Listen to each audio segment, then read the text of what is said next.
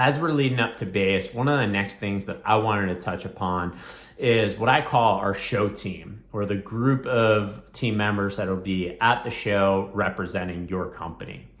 And so, at this point, you've invested a lot to create a nice booth, get a good location. But if you don't have the right team members at the show working the booth, you're probably not going to get the results that you're looking for. And so there's a lot of different things to consider. Each company is obviously a little bit different in their approach and how they think about who will be working the booth. But I wanted to cover, some of the things that I've always thought about. I've brought small teams to base, I've brought pretty large teams to base, and there's a lot to consider. And so I'll start with really on the sales side and bringing your sales team. And a lot of exhibitors will typically send their entire sales team, or a good chunk of their sales team, as really the core of their show team. And, it makes sense, right? You want to drive revenue, you want to create new opportunities, you want to build those relationships. But I think that there's a couple downfalls with that approach.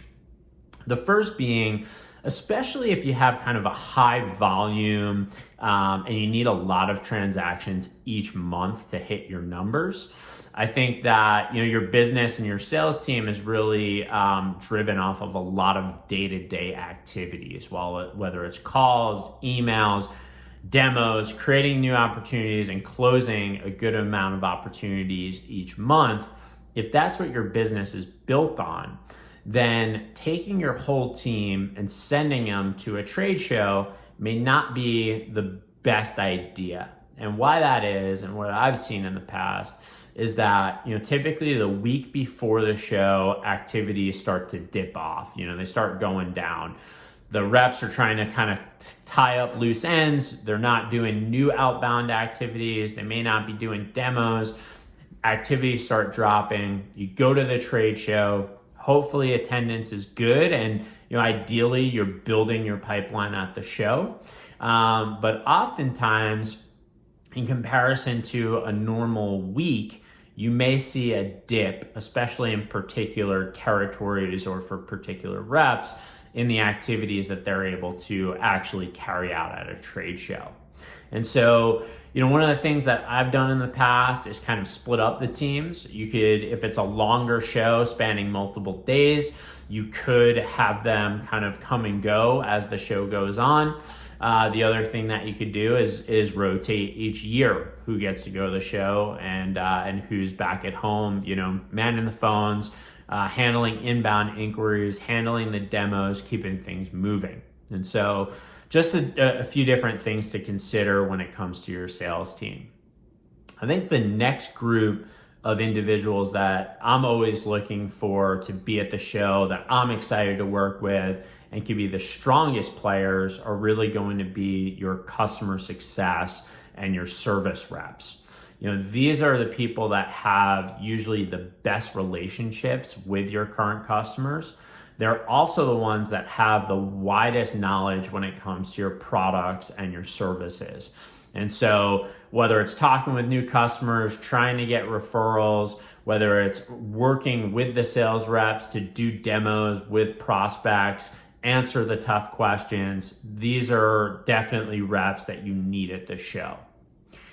The last group that I wanted to touch upon that I think was really unique for me in the past and for our organizations has been bringing people from our product, engineering, and development teams. These are the people that are building your products. And so getting them at the trade show, getting them face-to-face with customers is just a huge benefit and can really create some great things for your team. For them to be able to talk directly to customers, to show the products that they're building, to get their feedback, to get a good understanding of your customer is just huge for your product development and can really mean some great things for your product in the future. And so I've always brought developers and people from our product team to the show. I think it's wise that, if you haven't done that in the past, give it a try.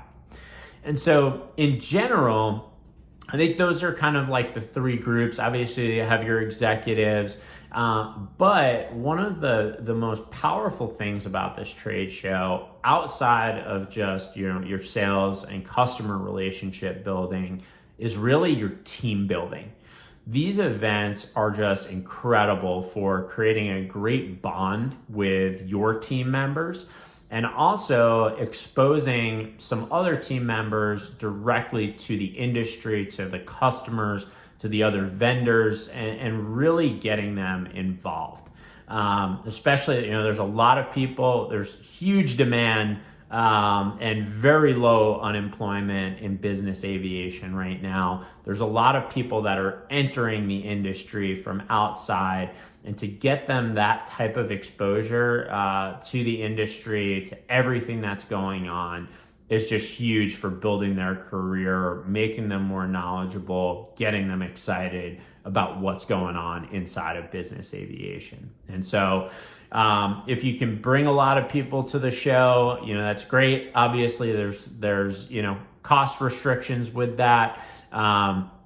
But really, think about who's going to be attending, what their goal is, what they'll be doing there, so that you can make the most out of the show, return back home with great results. If you have questions or have any ideas, comments about who you've brought to the show, what's worked, what hasn't, leave a comment, and we could touch upon it in future videos. Thank you.